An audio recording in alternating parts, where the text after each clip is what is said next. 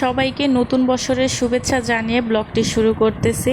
সবাইকে শুভ নববর্ষ। সবাই কেমন আছেন অবশ্যই জানাবেন। অবশ্যই দিনটা অনেক ভালো কাটিয়েছেন এবং আজকে তো প্রত্যেকটা ঘরে ঘরে পান্তা ইলিশের সমারোহ।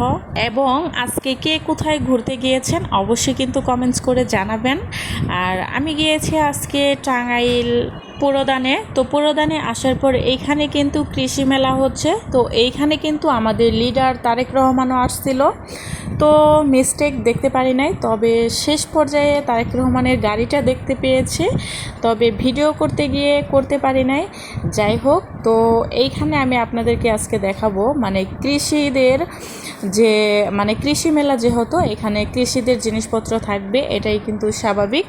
তো এইখানে দেখতেই পাচ্ছেন ফার্স্টে আপনারা এই যে এখানে হচ্ছে ধান দেখতে পেলেন, ধান লাগিয়ে রাখছে। আবার এখানে কিন্তু এই যে দেখেন দুইটা হাঁস পানি খাচ্ছে এখানে।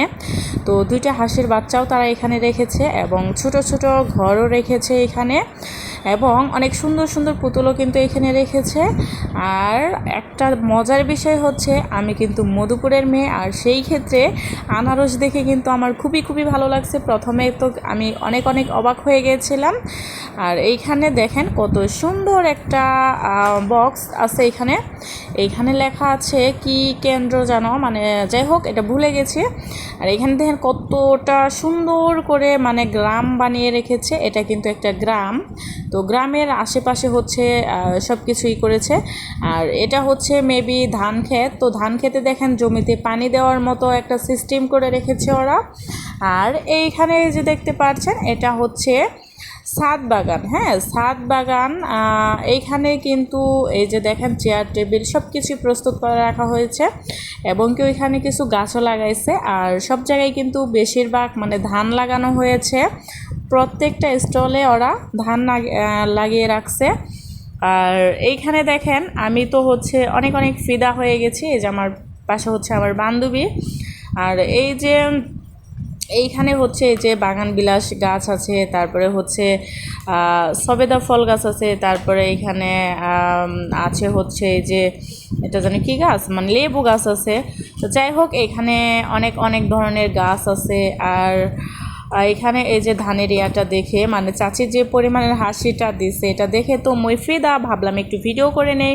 এখানে হচ্ছে বাংলাদেশ কৃষি ব্যাংক, মেবি আর কি পড়তে পারলাম না, যাই হোক। সো এখানে অনেক সুন্দর সুন্দর কিছু ভিডিও করে নিলাম যে আমার ইউটিউব চ্যানেলে আপলোড করতে হবে। অনেক দিন যাবৎ কোনো লং ভিডিও দেওয়া হচ্ছে না। আর পহেলা বৈশাখ উপলক্ষে আমরা কি করলাম, কোথায় ঘুরতে গেলাম এবং কি নিয়ে এই ব্লগটা বানালাম সম্পূর্ণই থাকছে এই ব্লগে।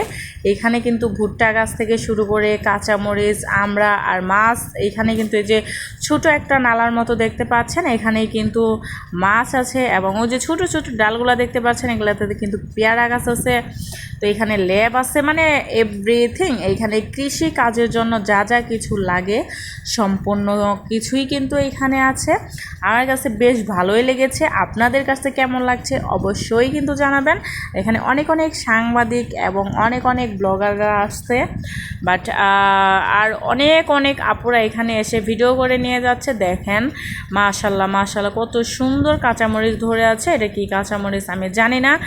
আর সব থেকে বড় কথা হচ্ছে এখানে এই যে দেখেন আনারস লাগিয়ে রাখছে, যে কত সুন্দর করে আনারস লাগিয়ে রাখছে, এই যে মাশাল্লাহ। আর এখানে দেখতেই পাচ্ছেন এখানে এত এত মানুষজন এসেছে। সর্বপ্রথম যখন আমরা মেলাতে ঢুকি তখন এখানে কোনো লোকজন ছিল না, ছিল খুব একটা লোকজন ছিল না। আর যখন আমরা কিছু সময় ওয়েট করতে থাকি তখন ব্লগার থেকে শুরু করে এখানে সাংবাদিক থেকে শুরু করে সবাই এইখানে চলে আসছে, এত এত মানুষের ভিড়। আর এইখানে দেখেন এই যে খালই, এগুলা অনেক দিন পর দেখলাম। যখন ছোট ছিলাম তখন মাছ মারতে যেতাম স্কুল থেকে আসার পর, তো সেটাই মনে পড়ে গেল এই জিনিসগুলা দেখে। এই যে দেখেন মাছ মারার সব কিছু এখানে আছে, এবং এখানে খামারও কিন্তু আছে। এই যে দেখেন এই খামার বাড়িটাতে আছে অনেক ধরনের খামারের ভেড়া, ছাগল, গরু, অনেক ধরনের এভরিথিং, অনেক ধরনের জিনিসপত্র এখানে আছে। আর এই যেখানে আস্তে আস্তে কিন্তু মানুষের ভিড়টাও জমে যাচ্ছে। তো আমার ব্লগটা আপনারা কে কোথা থেকে দেখছেন অবশ্যই কিন্তু আপনারা কমেন্টস করে জানাবেন, এবং আমার ব্লগটি আপনাদের কাছে কেমন লাগছে সেটাও জানাবেন।